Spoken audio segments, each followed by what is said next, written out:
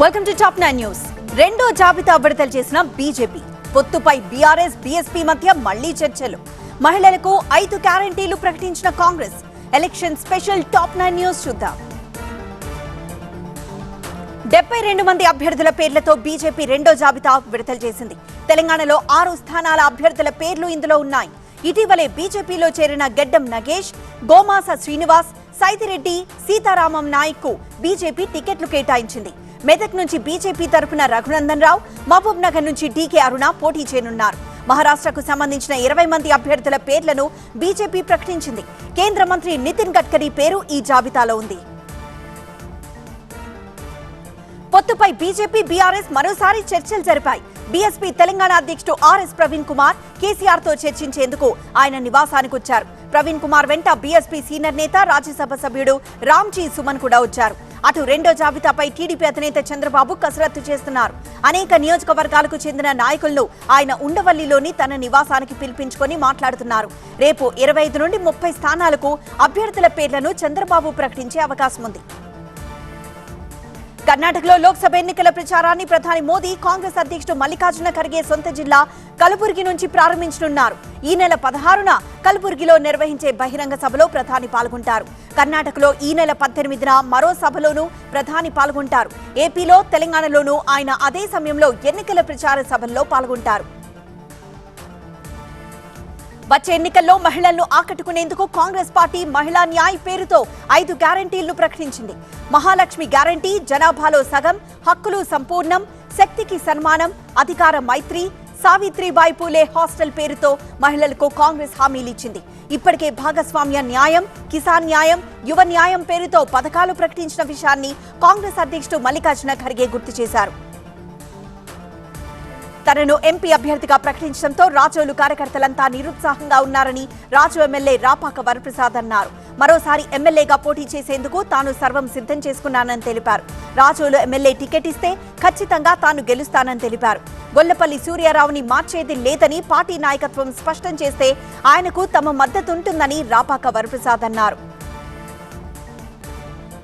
హౌరా అభ్యర్థి విషయంలో అభ్యంతరం వ్యక్తం చేసిన తన సోదరుడు బాబున్ బెనర్జీతో టీఎంసీ అధ్యక్షురాలు మమతా బెనర్జీ తెగతెంపులు చేసుకున్నారు. హౌరా అభ్యర్థిగా ప్రసూన్ బెనర్జీని ప్రకటించడంపై మమత నిర్ణయాన్ని ఆమె సోదరుడు తప్పుపట్టారు.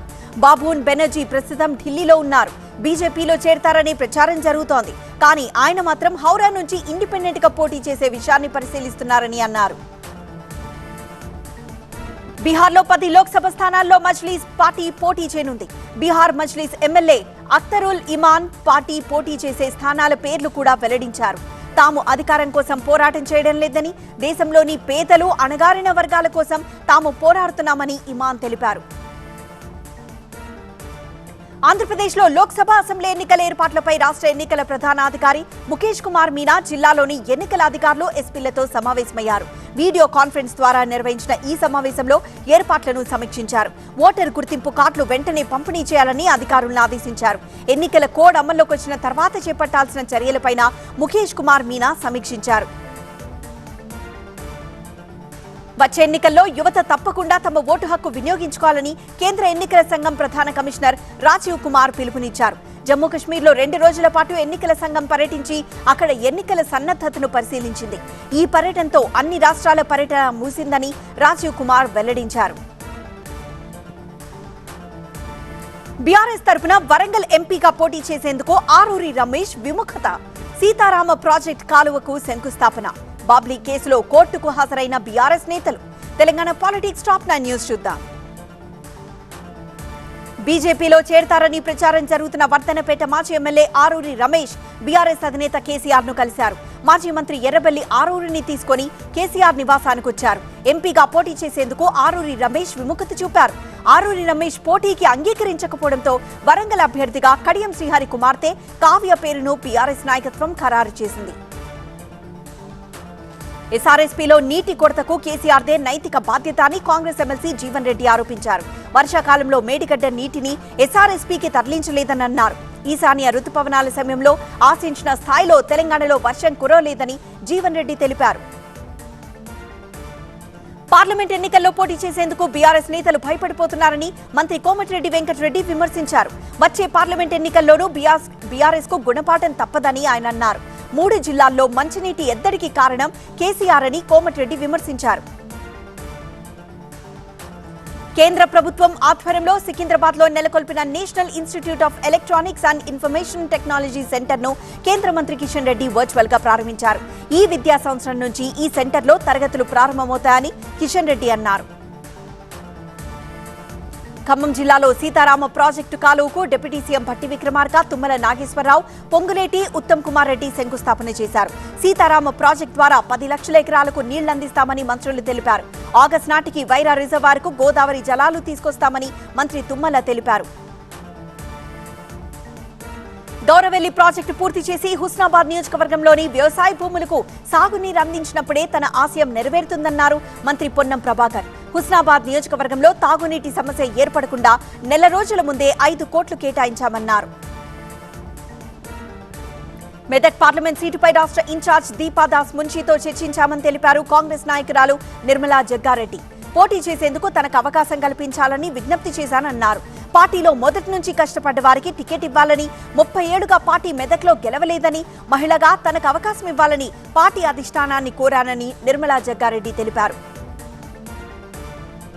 మహబూబ్ నగర్ పార్లమెంట్ స్థానానికి అభ్యర్థిగా డీకే అరుణను బీజేపీ అధిష్టానం ప్రకటించడంతో జిల్లా కేంద్రంలో సంబరాలు మిన్నంటాయి. బాణాసంచా కాల్చి శుభాకాంక్షలు తెలిపారు బీజేపీ కార్యకర్తలు. బాబ్లీ ప్రాజెక్టు విషయంలో మహారాష్ట్ర కోర్టుకు హాజరయ్యారు తెలంగాణ ఎమ్మెల్యేలు.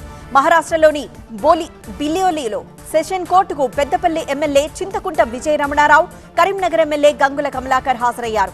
గతంలో టీడీపీ ఎమ్మెల్యేలుగా ఉన్న సమయంలో బాబ్లీ ప్రాజెక్టు నీటి విడుదల విషయంలో పోరాటం చేశారు. ఈ క్రమంలో మహారాష్ట్ర పోలీసులు విజయ రమణారావు, గంగుల కమలాకర్పై కేసు నమోదు చేశారు. టీడీపీలోకి మాగుంట, వైసీపీలోకి ముద్రగడ. అటు ఇటు అవుతున్న ఏపీ రాజకీయాలు. జనసేన తుది జాబితా రేపు వెలువడే అవకాశం. రాష్ట్ర ప్రయోజనాల కోసమే పొత్తు అన్న Chandrababu. AP politics top 9 news చూద్దాం. రాష్ట్ర ప్రయోజనాల కోసం తప్ప వ్యక్తిగత ప్రయోజనాల కోసం పొత్తు పెట్టుకోలేదని టీడీపీ అధ్యక్షుడు చంద్రబాబు స్పష్టం చేశారు. సీఎం జగన్ పాలనలో రాష్ట్రం అన్ని వర్గాలు నలిగిపోయాయని విమర్శించారు. టీడీపీ, జనసేన సంయుక్తంగా ప్రారంభించిన కళలకు రెక్కలు కార్యక్రమంలో చంద్రబాబు పాల్గొన్నారు.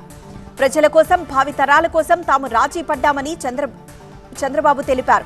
ప్రత్యేక హోదా విషయంలో తప్ప బీజేపీతో తనకు ఎక్కడా విభేదాలు లేవనన్నారు. అభ్యర్థుల తుది జాబితాను జనసేన రేపు విడుదల చేసే అవకాశం కనిపిస్తోంది. అభ్యర్థుల ఎంపికపై పార్టీ అధ్యక్షుడు పవన్ కళ్యాణ్ కసరత్తు చేస్తున్నారు. ఒక్కో అభ్యర్థితో పవన్ స్వయంగా మాట్లాడారు. పొత్తులో భాగంగా 21 స్థానాల్లో జనసేన పోటీ చేయనుంది. ఇందులో 6 అభ్యర్థుల పేర్లను ఇప్పటికే ప్రకటించారు. పవన్ కళ్యాణ్ ఎక్కడి నుంచి పోటీ చేసేది రేపు స్పష్టత వస్తుందని జనసేన వర్గాలు చెబుతున్నాయి. సూపర్ 6 అనే అబద్ధపు మేనిఫెస్టోతో ప్రజలను చంద్రబాబు మళ్లీ మోసం చేయాలని చూస్తున్నారని మంత్రి పెద్దిరెడ్డి రామచంద్రారెడ్డి విమర్శించారు. తిరుపతి జిల్లా గూడూరు నియోజకవర్గం వాకాడులో మాజీ సీఎం నేదురుమల్లి జనార్దన్ రెడ్డి విగ్రహాన్ని మంత్రి పెద్దిరెడ్డి రామచంద్రారెడ్డి ఆవిష్కరించారు. రాజకీయం చేయలేక ఊతకర్ర లాంటి జనసేన, బీజేపీతో చంద్రబాబు దోస్తీ చేస్తున్నారని పెద్దిరెడ్డి విమర్శించారు. సీఎం జగన్ అధికారంలోకి వచ్చిన తర్వాత క్రీడలకు అధిక ప్రాధాన్యత ఇస్తున్నారని వైసీపీ ఎంపీ విజయసాయిరెడ్డి అన్నారు. అందులో భాగంగానే ఆడుదాం ఆంధ్ర కార్యక్రమాన్ని భారీ స్థాయిలో నిర్వహించిన విషయాన్ని ఆయన గుర్తు చేశారు. నెల్లూరులో క్రికెట్ క్రీడాకారులకు విజయసాయిరెడ్డి క్రికెట్ కిట్లు అందజేశారు. మాజీ మంత్రి ముద్రగడ పద్మనాభం ఈ నెల 15 లేదా 16న వైసీపీలో చేరనున్నారు. వాస్తవానికి రేపు ఆయన పార్టీలో చేరాల్సిందే. పెద్ద సంఖ్యలో ముద్రగడ అభిమానులు తాడేపల్లికొస్తామని చెప్పడంతో భద్రతా కారణాల రీత్యా చేరిక నిర్ణయాన్ని ఆయన వాయిదా వేసుకున్నారు. తాను ఒక్కడే సీఎం జగన్ ను కలిసి పార్టీలో చేరతానని అభిమానులకు చెప్తూ ముద్రగడ బహిరంగ లేఖ విడుదల చేశారు. వైసీపీకి రాజీనామా చేసిన ఒంగోలు ఎంపీ మాగుంట శ్రీనివాసులరెడ్డి ఈ నెల 16న టీడీపీలో చేరనున్నారు. తన కుమారుడు కూడా టీడీపీలో చేరతారని చెప్తూ అభిమానులకు మాగుంట శ్రీనివాసులరెడ్డి లేఖ విడుదల చేశారు. వచ్చే ఎన్నికల్లో ఫ్యాన్ గుర్తుపై పోటీ చేసే అభ్యర్థులకు డిపాజిట్లు కూడా దక్కవని కేంద్ర మాజీ మంత్రి చింతామోహన్ అన్నారు. రాష్ట్రంలో కాంగ్రెస్ అధికారంలోకి వస్తే తిరుపతిని రాజధాని చేస్తామని ఆయన హామీ ఇచ్చారు. గత 20 ఏళ్లలో టీడీపీ ఏనాడు గెలవని సీట్లను తమకు కట్టబెట్టే ప్రయత్నాలు జరుగుతున్నాయని కొందరు బీజేపీ నేతలు ఆరోపిస్తున్నారు. బీజేపీకి అభ్యర్థులు లేని చోట్ల సీట్లిచ్చే కుట్రకు టీడీపీ పాల్పడుతోందనే మాటలు ఏపీ బీజేపీలో వినిపిస్తున్నాయి. అభ్యర్థుల ఎంపిక స్థానాల కసరత్తుపై బీజేపీ పాత్ర ఏంటి అని ప్రశ్నిస్తూ బీజేపీలో ఒక వర్గం నాయకులు విజయవాడలో సమావేశమయ్యారు. తెనాలి నుంచి జనసేన అభ్యర్థిగా పోటీ చేస్తున్న నాదెండ్ల మనోహర్ నియోజకవర్గంలో ప్రచారం ప్రారంభించారు. తెనాలిలోని జైన్ మందిరంలో పూజలు చేసిన ఆయన అక్కడి జైనులతో మాట్లాడారు. వారి సమస్యలు తెలుసుకునే ప్రయత్నం చేశారు. అణగారిన వర్గాలకు కొత్త పథకం ప్రారంభించిన ప్రధాని మోదీ. నాగ్పూర్లో ఎల్లుండి నుంచి ఆర్ఎస్ఎస్ కీలక సమావేశం. పెరగనున్న ఎన్సీసీ క్యాడెట్స్ సంఖ్య. నేషనల్ టాప్ 9 న్యూస్ ఏంటో చూద్దాం. తమ ప్రభుత్వ సంక్షేమ పథకాల ద్వారా అత్యధికంగా లబ్ధి పొందిన ఎస్సీ, ఎస్టీ, ఓబీసీలని ప్రధాని మోదీ అన్నారు. ఈ వర్గాలను కాంగ్రెస్ ఏనాడు పట్టించుకోలేదని విమర్శించారు. సమాజంలో అణగారిన వర్గాలకు చెందిన 1,00,000 మంది ఔత్సాహిక పారిశ్రామికవేత్తలకు ₹1,00,000 రుణం మంజూరు, ఉపాధి ఆధారిత సంక్షేమ కార్యక్రమం పీఎం సూరజ్ పథకాన్ని ప్రధాని మోదీ వర్చువల్ గా ప్రారంభించారు. లోక్సభ ఎన్నికలు జరగనున్న తరుణంలో ఆర్ఎస్ఎస్ అత్యున్నత నిర్ణయాత్మక మండలి అఖిల భారత ప్రతినిధి సభ నాగ్పూర్లో సమావేశమవుతోంది. 3 రోజుల పాటు జరిగే ఈ సమావేశాల్లో ఈ నెల 15న మొదలు కానున్నాయి. బీజేపీ తరపున ఈ సమావేశాల్లో పార్టీ జాతీయ అధ్యక్షుడు నడ్డా, సునీల్ బన్సల్, బిఎల్ సంతోష్ హాజరవుతారు. 350 స్థానాల్లో బీజేపీ గెలుపు కోసం అనుసరించాల్సిన వ్యూహంపై ఈ సమావేశాల్లో చర్చించనున్నారు. స్కూల్స్, కాలేజీల్లో నేషనల్ క్యాడెట్స్ కార్ప్స్ విస్తరణకు రక్షణ మంత్రి రాజ్నాథ్ సింగ్ ఆమోదం తెలిపారు. ఈ ప్రతిపాదనతో కొత్తగా 3 లక్షల మంది ఎన్సీసీలో చేరేందుకు అవకాశం లభిస్తుంది. ఈ నిర్ణయంతో 2 కొత్త యూనిట్లు, 4 గ్రూప్ హెడ్ క్వార్టర్స్ ఏర్పాట్లు కానున్నాయి. పౌరసత్వం మంజూరు విషయంలో ప్రపంచమంతా పాటిస్తున్న విధానాన్ని మోదీ సర్కార్ ఎందుకు అనుసరించడం లేదని బెంగాల్ సీఎం మమతా బెనర్జీ ప్రశ్నించారు. అమెరికాలో 5 ఏళ్లు ఎవరైనా చదువుకున్నట్టయితే వాళ్లకు గ్రీన్ కార్డు వస్తుందని తెలిపారు. కానీ బెంగాల్లో అలా జరగడం లేదని తెలిపారు.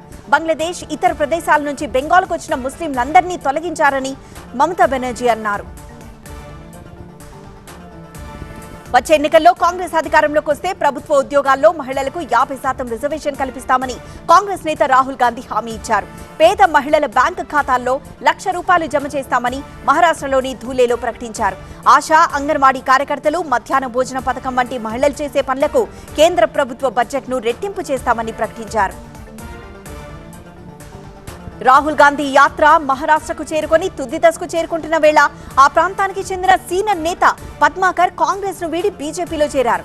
గడిచిన సంవత్సర కాలంగా తాను కాంగ్రెస్ పార్టీ విషయంలో చాలా అప్సెట్ అయ్యానని పద్మాకర్ వెల్లడించారు.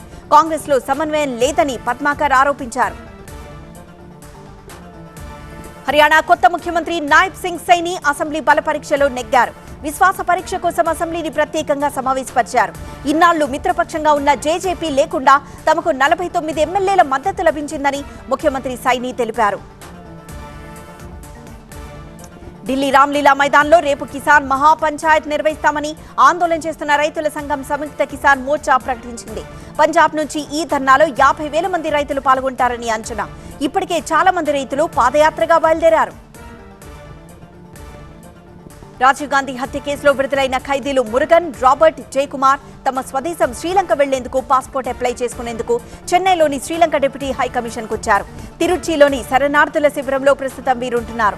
కట్టుదిట్టమైన పోలీసు భద్రత మధ్య వీరిని చెన్నై తీసుకొచ్చారు. చెన్నైలో ఉంటున్న మురుగన్ భార్య నడిని తన భర్తను చూసేందుకు అక్కడికొచ్చారు. విగ్రహావిష్కరణలో టెన్షన్, ఘర్షణకు దారితీసిన ఇళ్ల పట్టాల పంపిణీ. మాజీ డీఎస్పీ విచారణలో వెలుగు చూస్తున్న సంచలన విషయాలు. తెలుగు స్టేట్స్ టాప్ 9 న్యూస్ చూద్దాం. పల్నాడు జిల్లా వినుకొండలో టెన్షన్ వాతావరణం ఏర్పడింది. మాజీ సీఎం కొణిజేటి రోషయ్య విగ్రహాన్ని ఆవిష్కరించారు ఎమ్మెల్యే బొల్లా బ్రహ్మనాయుడు. అదే సమయంలో ర్యాలీగా వచ్చారు టీడీపీ కార్యకర్తలు. దీంతో ఇరు వర్గాలు రాళ్లు రువ్వుకున్నారు. పరిస్థితి విషమిస్తూ ఉండడంతో అక్కడి నుంచి ఇరు వర్గాలను పంపించివేశారు పోలీసులు. విజయనగరం జిల్లా ఎస్కోటలో ఇళ్ల పట్టాల పంపిణీ ఘర్షణకు దారితీసింది. ఎమ్మెల్యే, ఎమ్మెల్సీ సమక్షంలోనే ఒకరిపై ఒకరు ఘర్షణకు దిగారు టీడీపీ, వైసీపీ కార్యకర్తలు. ఈ ఘటనలో జెడ్పీటీసీకి స్వల్ప గాయాలయ్యాయి. ఇళ్ల పట్టాల పంపిణీకి టీడీపీ నేతలు రావడంపై వైసీపీ కార్యకర్తలు అభ్యంతరం తెలిపారు. కాంగ్రెస్ ప్రభుత్వం ఎన్నికల్లో ఇచ్చిన హామీ మేరకు చేవెళ్ల డిక్లరేషన్ అమలు చేయాలని 57 ఎస్సీ ఉపకులాల ఉపాధ్యక్షుడు చంద్రగిరి సత్యనారాయణ తెలంగాణ ప్రభుత్వాన్ని కోరారు. చేవెళ్ల డిక్లరేషన్ మేరకు మాలా మాదిగలతో పాటు ఎస్సీ ఉపకులాల ప్రత్యేక కార్పొరేషన్ ఏర్పాటు చేయాలన్నారు.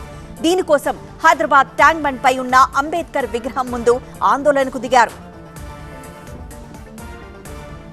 ఏ కులాన్నైనా అణగదొక్కగల సమర్థుడు చంద్రబాబు అన్నారు ఏపీ కాపు కార్పొరేషన్ చైర్మన్ అడప శేషు.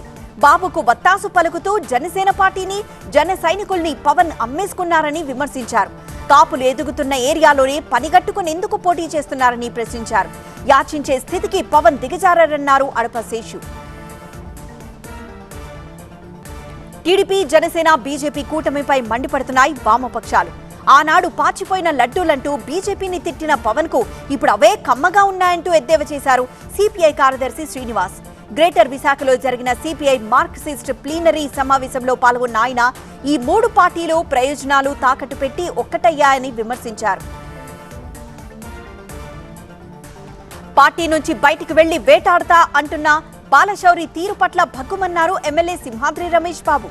ఒకసారి వైఎస్ హయాంలో రెండోసారి జగన్ టికెట్ ఇస్తే బాలశౌరి ఎంపీ అయ్యారన్నారు. సిఎస్ఆర్ నిధులు తన గొప్పగా బాలశౌరి ప్రచారం చేసుకోవడం హాస్యాస్పదమన్నారు. బాలశౌరి ఒళ్ళు జాగ్రత్త పెట్టుకుని మాట్లాడాలన్నారు. టీడీపీ నేత ధూళిపాళ్ల నరేందర్ కు ఓపెన్ ఛాలెంజ్ చేశారు పొన్నూరు వైసీపీ ఇన్ఛార్జ్ అంబటి మురళీకృష్ణ. సత్తెనపల్లిలో తనకు చాలా ఆస్తులున్నాయని తప్పుడు ప్రచారం చేస్తున్నారని, సెంటు స్థలమున్నా ధూళిపాళ్లకే రాసిచ్చేస్తా అన్నారు.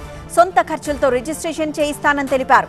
ధూళిపాళ్ల నరేంద్ర బూర్జువా మనస్తత్వం కలిగిన వారని విమర్శించారు అంబటి మురళి.